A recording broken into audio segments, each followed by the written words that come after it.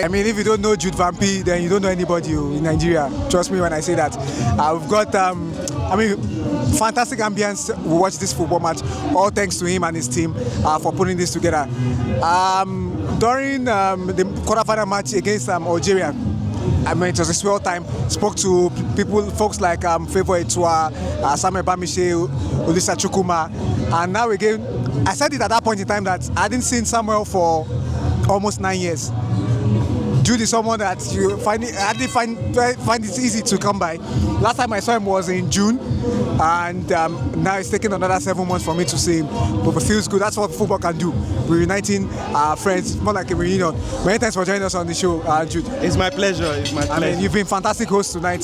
Beautiful ambience as always. I mean, I'm glad you enjoyed that's the standard you guys always bring into showbiz. We are trying our best. it is well. All right. Let's talk about AFCON for a moment. I mean, AFCON has come and gone. A fantastic competition in terms of organization, in terms of goals. When you have beautiful stadia, those players, especially the ones in Europe who are used to standard pitches like this, will triumph. And that's why we see countries like Nigeria score as much as 14 goals in the competition. But let's talk about the match for a moment. Coming into this match, who are you supporting? I was actually supporting Senegal. It was an 8-watch match for me because of what Morocco did to us in the semi-final. The enemy of my enemy is my friend. Of course, exactly. So it was all Senegal all the way, and I won't say the match lived up to expectation, but at least the outcome was what was the most important. All right, let's talk about the match a little bit more. Result aside, who do you think was the better side? I would say Senegal was the better side because they had more clinical chances, they had more opportunities to score, they had more clear-cut chances to win the game. But unfortunately for the players, they just decided that today on the final day they were going to have a bad day. But at the end of the day, I would say the better team won the match. Okay. I mean, there's been a lot of talks about Morocco being favoured by the officials at this competition. A lot of people feel like the penalty that was awarded very late in the match wasn't the penalty. What's your take about that? I actually thought that the penalty wasn't worth it. Oh, really? Because it wasn't worth it. Because looking at the goal, Senegal scored earlier. Okay. You understand? If that goal had counted, we wouldn't be having this controversy we are currently having now. So I would say the officiating, buying the organization, the pitches, the ambience, the atmosphere, Morocco were a fantastic host. But the officiating was just the only dent on this year's AFCON. We would have had the best AFCON ever by the officiating. So I felt justice was served. And the penalty that was awarded to Morocco late in the second half of the extra time, I think it was unjust to the Senegalese. And I'm very proud of how they handled the situation. And luckily for us, Morocco lost the penalty and justice was served in football. Okay, talking about that proud moment for you. So you really liked what the Senegalese did to work out? Yes, I was in total support of them, of what they did, because if they hadn't worked out, we would have seen the most unjust call in football. Though we've had controversial calls from referees over the years, but it's high time teams start standing up for themselves. You understand? So the organizers and the footballing world would see that injustice is not allowed in football. If you want to looking at the last AFCON, when Ivory Coast defeated Nigeria in the final, nobody complained because it was a fair match and everybody was happy with the outcome. We knew that Nigeria didn't play well in the final of the 2019 AFCON. And same thing is what we expected. If Morocco wants to win, let them win fair and square.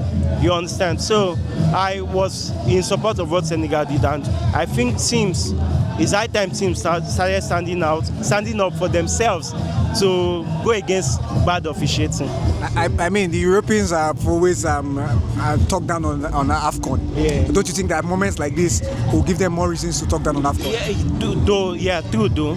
It's real, but at least when you stand up for injustice, the world will see that yes, your actions were justified.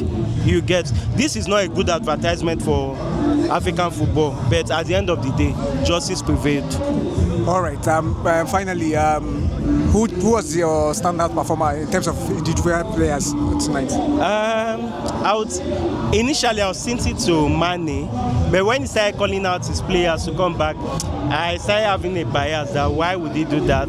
But I would say Mane has been a very good player. In Diaye too wasn't bad, but let me say a collective of the Senegalese players where they played as a team. But Mane, respect to the legend of African football, I will still pick out Mane. All right, Pape Gueye, the goal scorer, was awarded the man of the match of the competition. But let's look at it as a whole. Player of the tournament for you? Well, that won't be a bad pick as well. I think his name skipped my head, but Mane as a leader and as a legend, will be the first name that will come to your head. But Pape Gueye also wasn't he had a good tournament, no doubt about that. He had a good tournament, and winning the man of the match was worth it. Was totally worth it. Well, good thing for Brahim Diaz is that the MVPs at competitions like this are decided before the final. All right, so I won't be shocked if he wins it. Yeah, definitely, I won't be shocked. All right. I was tipping him to win the MVP of the tournament since Osimhen or any of our Nigerian players didn't score at the third place match. So I was tipping Brahim Diaz to win the MVP of the tournament. All right, we enjoyed AFCON being held in December, Christmas period, New Year period, and all of that. This is 2026. Yeah. AFCON is going to be held next year in 2027. Yeah. We're going to enjoy AFCON yet again in 2028. Yeah. After then, it will be held every 4 years. 4 years, yeah. What's your take on it? So do you think being held every 2 years is better off than the change that is imminent? No, I think it's been a long time coming. The 4 years interval has been a long time coming, and I support CAF in that aspect because these 2 years AFCON tournament has been limiting some transfers for African footballers because clubs they factor these things into transfers. You understand? So once it goes back to 4 years of AFCON interval, I'm in full support of it so that African players can have the chance to perform in Europe because clubs will no longer have to start looking at every 2 years we are going to lose our African players to AFCON. So in this one, I'm in full support of CAF.